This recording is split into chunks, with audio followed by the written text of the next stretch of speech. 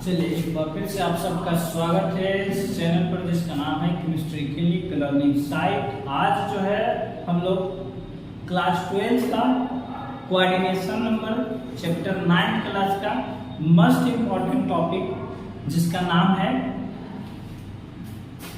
उपसंयोजन यौगिकों का नामकरण। उपसंयोजनों का यौगिकों का क्या नामकरण, उसको डील करेंगे। और यानी कि मेन रूप से जो होता है वहाँ IUPAC नाम होता है। नामकरण में दो तरह के नामकरण होते हैं, एक नामकरण होता है कॉमन नेम और दूसरा क्या होता है IUPAC। तो आज जो है या कोऑर्डिनेशन कंपाउंड में जो है हम लोग चर्चा किसका करने वाले हैं, IUPAC नाम का। क्यों? क्योंकि साधारण नाम कोऑर्डिनेशन कंपाउंड का नहीं पूछा जाता है, सिर्फ क्या पूछा जाता है कोऑर्डिनेशन कंपाउंड का IUPAC, जबकि ऑर्गेनिक कंपाउंड का दोनों नाम पूछा जाता है, कॉमन नेम भी और IUPAC भी। बट जो हमारा उपसंयोजन यौगिक है उसका सिर्फ कौन सा नाम पूछा जाता है, IUPAC नाम पूछा जाता है। तो उसको हम लोग आज करेंगे। और एक बात, यदि आप इस चैनल पर नए हैं तो चैनल को सब्सक्राइब करना ना भूले, ठीक है। और अपने दोस्तों के साथ जरूर शेयर करें ताकि उनको भी इस क्लास के जो उपयोगी टॉपिक्स हैं उसको सीखने पढ़ने का मौका मिले, ताकि उनको भी जो हो तैयारी करने में मदद मिले और कम समय में जो अच्छे तरह से क्या हो सके उनका तैयारी हो सके। जहां आप ऑफलाइन क्लास करते हैं चलिए अच्छा बात है, लेकिन ऑनलाइन अगर मान लीजिए इससे कुछ कर लेते हैं, कुछ सीख लेते हैं तो बहुत ज्यादा प्रॉफिट होगा। क्यों? क्योंकि ऐसे भी तो आप हर दिन कुछ न कुछ तो टिक टाक करते ही रहते हैं, देखते ही रहते हैं, तो काहे ना कुछ काम का चीज सीख ले। तो चलिए हम देखिए, आपको पीछे दिखाई दे रहा होगा एक लाइन में जितने सारे रूल होते हैं, कुछ को शॉर्ट में समराइज कर दिए हैं तो कुछ को एक्सप्लेन करने के लिए थोड़ा लंबा छोड़ दिए हैं, मतलब सबको एक साथ नोट कर दिए हैं, लिख दिए हैं। बस ज्यादा समय हम आपका बर्बाद नहीं करना चाहते हैं। अदर टीचर्स क्या करते हैं, आते हैं पूरे टॉपिक को बाय एकदम टॉपिक वाइज लिखते हैं और आपका समय नष्ट कर देते हैं। हम आपका समय नष्ट नहीं करेंगे। अब आप कहोगे सर बोलेंगे तो आप समय अपना नष्ट कर रहे हैं, तो नहीं, हम इसमें समय नहीं गवाएंगे। आपको हम डायरेक्ट जो रूल हैं कि कौन कौन रूल को फॉलो करके हम किसी जटिल यौगिक IUPAC नाम कर सकते हैं उसको हम लोग डील करते हैं। देखिए हमारा जो मेन टॉपिक हो क्या है, उपसंयोजन यौगिक। सबसे पहले अगर आप ये नहीं समझे हैं कि उपसंयोजन यौगिक क्या होता है, उपसंयोजन क्या है, तो डिस्क्रिप्शन में हम उसका आपको लिंक दे देंगे, आप जाइए। और इससे पहले हम लोग 5 वीडियो पहले 6 वीडियो अपलोड हो चुका है, आप उसको देखिए और आसानी से सारे टॉपिक को समझ जाइए। चलिए यहाँ आपको समझाने के लिए इसको थोड़ा सा शॉर्ट में समझाने की कोशिश करते हैं। ये देखिए इस तरह के जो कंपाउंड होते हैं ये कहलाते हैं उपसंयोजन यौगिक, या इसको संकुल यौगिक या जटिल यौगिक कहते हैं। 3 नाम है इसका, उपसंयोजन यौगिक या फिर क्या जटिल यौगिक, या फिर क्या कहेंगे इसको संकुल यौगिक। ये नहीं समझ में या इस तरह की भी होता है, ये विनायक प्रक्रिया वाला हो गया और ये निर्णायक वाला हो जाएगा। ये भी जटिल यौगिक है और ये भी जटिल यौगिक है। और तो और इधर बात सुन रही है, ये भी जटिल यौगिक है। लीजिए तीनों आपको मिक्स करा दिए, ये भी जटिल यौगिक है, ये भी जटिल यौगिक है, ये भी जटिल यौगिक है, ये भी उपसंयोजन यौगिक है, ये भी उपसंयोजन यौगिक है, ये भी क्या हमारा उपसंयोजन यौगिक है। तो इन्हीं सब का हम लोग आज क्या करने वाले हैं, IUPAC नाम सीखने वाले हैं। तो देखिए कैसे होगा। जैसे बोला गया है कि निम्न नियमों को, यानी यहाँ नियम दर्शाया गया है नीचे, निम्न नियमों को पालन करके यानी अनुसरण करके, या उस रास्ते में जैसे होता है ना, हम किसी साधु संत या डॉक्टर, मान लीजिए हमारा फिजिकल कोई समस्या है तो हम किसी डॉक्टर के पास जाते हैं, वो बताते हैं कि आप ये रूल को फॉलो कीजिए, इस समस्या से आप छुटकारा पा लीजिएगा, है कि नहीं। कुछ मेडिसिन देते हैं, कुछ व्यायाम बताते हैं, बहुत सारे एक्सेट्रा चीज है। यानी वही बात है कि निम्न नियमों को पालन करके हम किसी भी, ऐसा नहीं कुछ लिमिट है, किसी भी उपसंयोजन यौगिकों का IUPAC नाम लिख सकते हैं। क्योंकि देखिए सर टॉपिक क्या हमारा उपसंयोजन यौगिकों का नामकरण, मेन का IUPAC नाम, ठीक है। तो कौन कौन से तरीका है, कौन कौन से नियम है, उसको हम लोग देख लेते हैं। फर्स्ट नियम जो कहता है कि सबसे पहले धनायन का काम करते हैं, या कि सबसे पहले धनायन का नाम लिखते हैं। यानी धनायन का काम करने का अर्थ हो गया कि हम जो होगा सबसे पहले धनात्मक का नाम लिखेंगे। धनात्मक अर्थ जिस पर प्लस चार्ज है। अब देखिए ये 3 प्रकार के आपको समतुल्य यौगिक मिलेंगे। कुल कितने प्रकार के? 3 प्रकार के। तो 3 प्रकार के समतुल्य यौगिक में हम चेक करेंगे भाइयों कि जो कौन सा है जो धनात्मक होगा, कौन सा है वो ऋणात्मक होगा। यहाँ ध्यान दीजिए, इसका अगर हम खींचन करते हैं तो आपको पता है पोटेशियम जो होता है K+ होता है। क्यों? क्योंकि पोटेशियम पहले ग्रुप का सदस्य और इस पर +1 चार्ज होता है। तो देखिए सर, इस पर प्लस चार्ज हो गया तो ये हो गया प्लस, तभी अदर सारे कम जो जटिल आयन है वो क्या हो जाएंगे? माइनस हो जाएंगे। आपको भी जानकारी है, नहीं जानकारी है तो समझा देते हैं। देख लीजिए Cl जो होता है क्लोरीन 17 पे होता है। एक इलेक्ट्रॉन ग्रहण करेगा और हो जाएगा 18। ग्रहण करने वाले आमतौर पर क्या शो करते हैं? -4 शो करते हैं। तो -1, तो इस पर देखिए माइनस चार्ज हो गया तो ये हो गया प्लस चार्ज, और जटिल आयन क्या हो गए? Plus charge. अब देखिए ना तो इधर कोई प्रति आयन है और ना ही इधर कोई प्रति आयन है, तो यह कैसा चार्ज कंपाउंड है? Neutral compound. बात समझ में आया? एक बार फिर से समझिए, पोटेशियम के प्लस में टूट गया और ये टोटल जटिल आयन पर कौन सा चार्ज आ गया? माइनस चार्ज आ गया।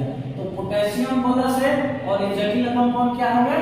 माइनस। तो इस कंपाउंड में या ऐसे जितने भी कंपाउंड आएंगे सबसे पहला नाम किसका होगा?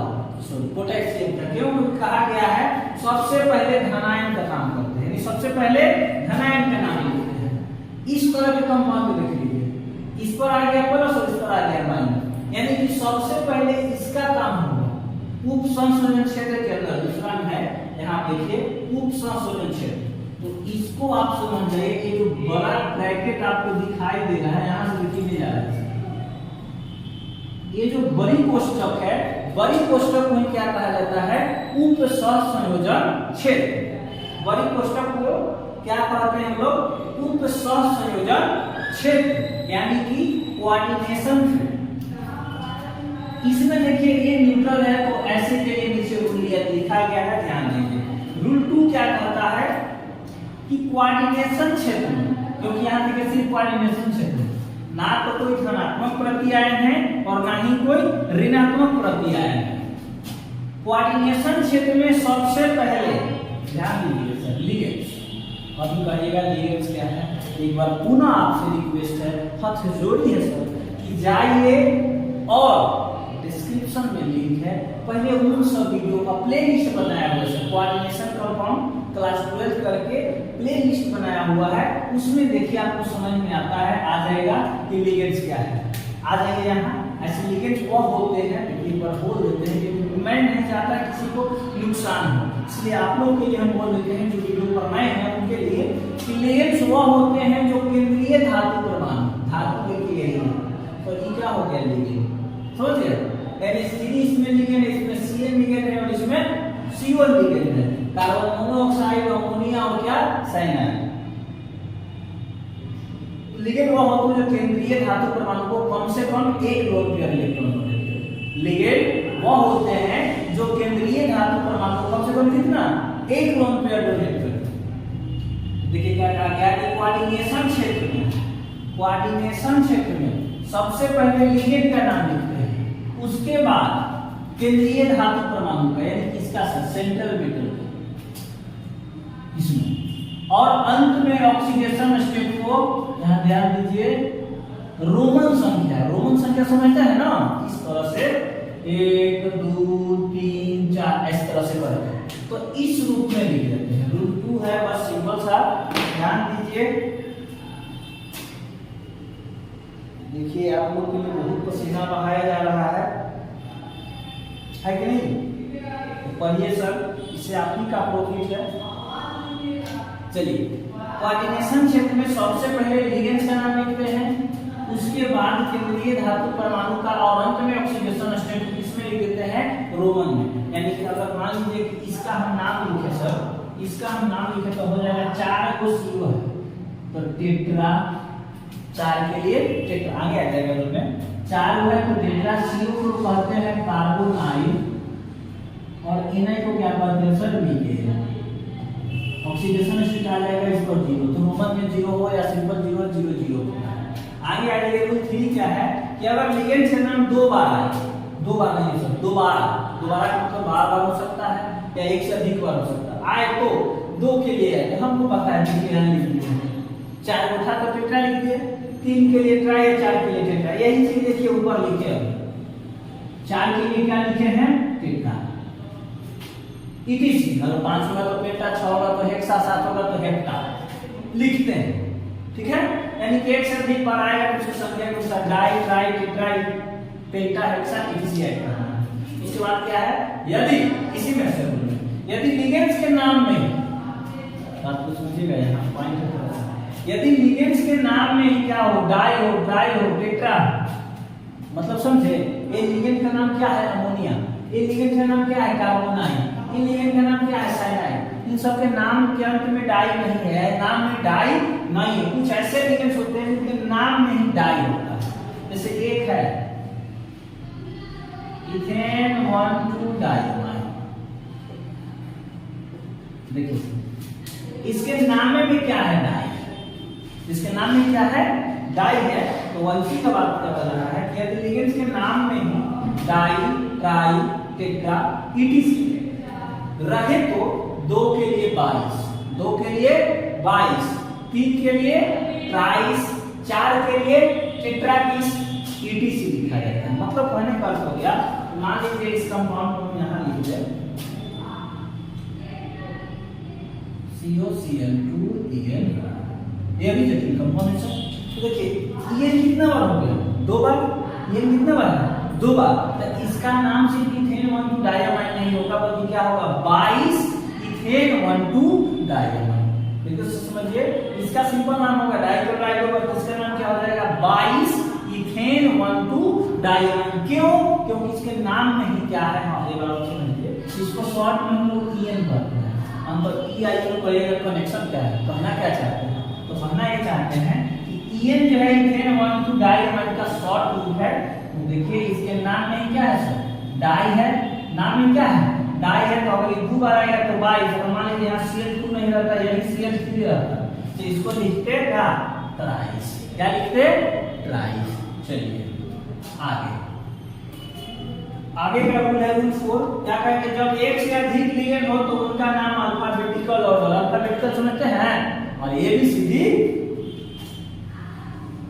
अल्फाबेटिकल। जैसे इसमें देखिए एक प्रकार का लिगेंड है, एक 6 हुआ है ना तो हेक्सा 6 हुआ हेक्सा। अभी यहाँ देखिए जस्ट एग्जांपल दिए थे आप देख लीजिए, मान लीजिए यहाँ CO है, यहाँ NH3 है और 4, यहाँ मान लीजिए Br दे दिया और यहाँ Cl दे दिया।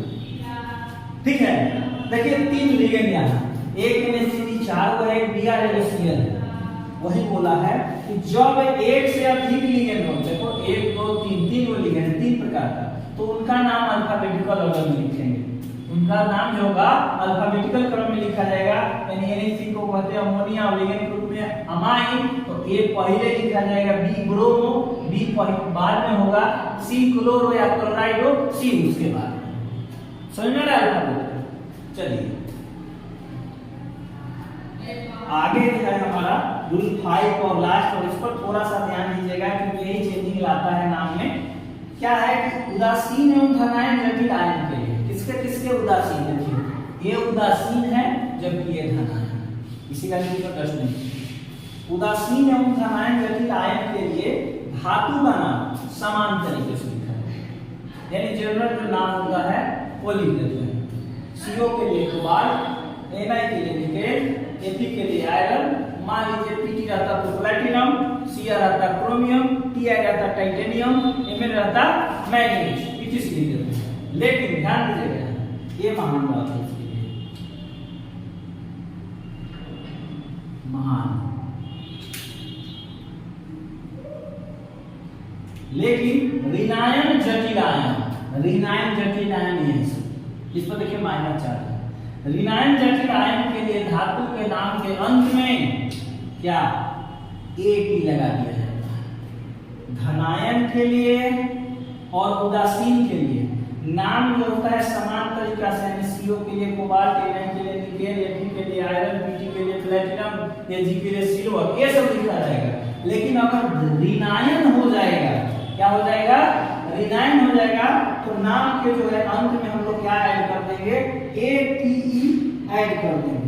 नाम के अंत में ATE ऐड कर देंगे तो देखिए चेंजिंग क्या हो जाएगा, CO के लिए कोबाल्ट, Ap के लिए फेरेट, Pt के लिए प्लैटिनेट, Na के लिए निकलेट, सिल्वर रहेगा तो अर्जेंटेट। इसी तरह से इसके नाम के अंत में क्या लिख देंगे, ATE को हम लोग ऐड कर देंगे। तो ये आपका टोटल 5 रूल है, इस पर बहुत सारा IUPAC नाम बनेगा, ठीक है। ये टोटल अगर आपके दिमाग में 5 रूल रहता है तो बहुत सारा हम लोग उपसंस्करण यौगिकों का ये जो तीनों दिखाई दे रहा है, इन सभी का हम IUPAC नाम सीखेंगे। तो इसको आप स्क्रीनशॉट कर सकते हैं, उसके बाद हम इसका IUPAC नाम लिखेंगे, ठीक है।